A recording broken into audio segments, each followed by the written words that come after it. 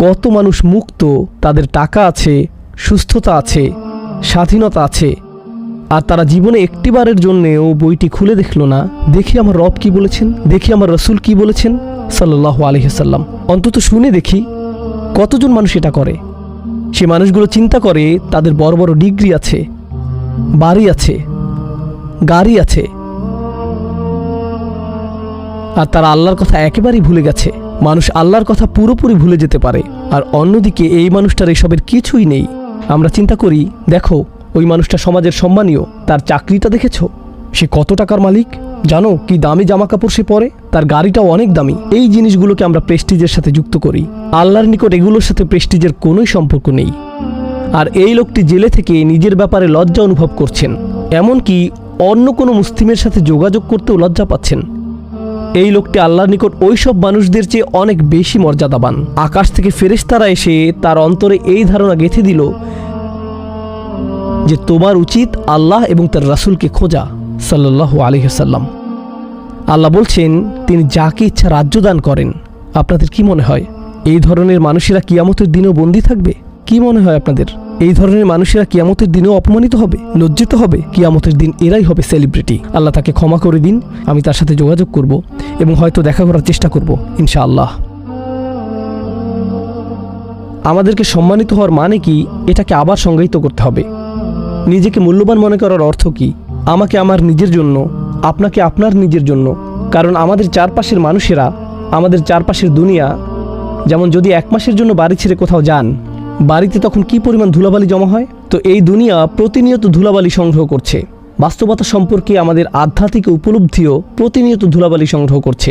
এই ধরনের আয়াতগুলো আমাদের তখন স্মরণ করিয়ে দেয় সম্মান কোথা থেকে আসে, রাজত্ব কোথা থেকে আসে, কে দিন রাতের পরিবর্তন ঘটায়।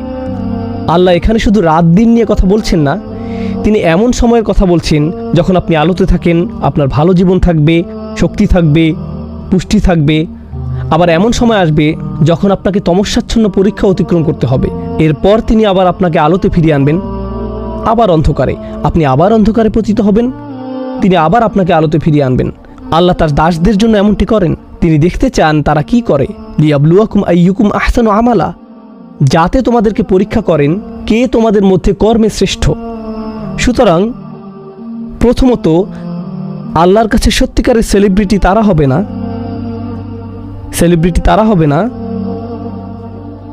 যাদেরকে আমরা সেলিব্রিটি মনে করি। আমার মতো মানুষেরা হবে না, যাদের অনেক ফলোয়ার আছে বা যাদের ভিডিওর লক্ষ লক্ষ ভিউ হয়, সবার পরিচিত বা খ্যাতনামা ব্যক্তিরা হবে না। আল্লাহর নিকট সত্যিকারের কিছু সেলিব্রিটি হবে, ফেরেশতারা যাদেরকে নিয়ে উৎসবে মেতে উঠবেন, এমন মানুষেরা যাদের নামও কেউ কোনোদিন শুনেনি। আল্লাহর কাছে তাদের মূল্য অন্য সবার চেয়ে বেশি হবে। আমাদের দৃষ্টিভঙ্গির পরিবর্তন করতে হবে। আমি আল্লাহর নিকট মূল্যবান হতে চাই। আমি এমন মানুষদের অন্তর্ভুক্ত হতে চাই যাকারাহুল্লাহু ফীমান ইনদাহু। আল্লাহ যাদের কথা সেরা সেরা ফেরেশতাদের সাথে আলোচনা করেন। ভাবতে পারেন এই মানুষটি জেলখানায় বসে বসে একাকিত্ব অনুভব করছে, আর সর্বোচ্চ আকাশে ফেরেশতাদের জামায়াতে আল্লাহ তার এই সব বান্দাদের নিয়ে গর্ব প্রকাশ করছেন। দেখো আমার বান্দা কি করছে, দেখো কিভাবে সে আরও শেখার জন্য চেষ্টা করছে। চিন্তা করে দেখুন, এরকম একটা চিঠি লেখার জন্য কতটুকু মনোবল থাকা দরকার। একটা তোয়ালেতে নামাজ পড়তে পেরে সে কতই না কৃতজ্ঞ। শুধু চিন্তা করে দেখুন আল্লাহ আমাদের কত কিছু দিয়েছেন, তবু আমাদের সার্বক্ষণিক মনোযোগ শুধু কি কি নেই তার উপরে। আর এমন পরিস্থিতিতে থেকে এই মানুষটি ভাবছে, আমি যদি আমার দিন সম্পর্কে আরেকটু শিখতে পারি, আপনি কি আমাকে কিছু পাঠাতে পারেন যেন আমি আরও শিখতে পারি?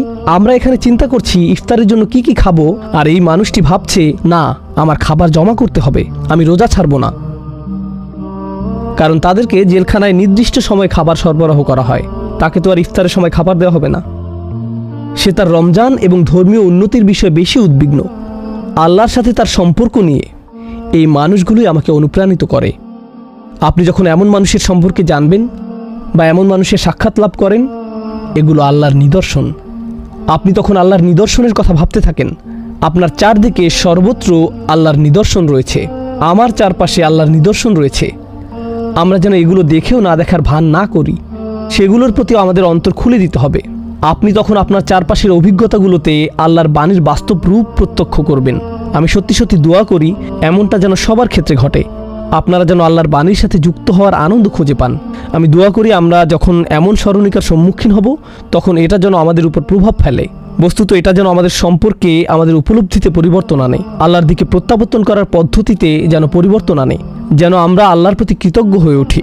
এই সংক্ষিপ্ত রিমাইন্ডার দেওয়ার মাধ্যমে আমি ইনশাআল্লাহ সমাপ্তি টানছি। আমার কথাগুলো যদি অসংলগ্ন মনে হয়ে থাকে ক্ষমা চাচ্ছি।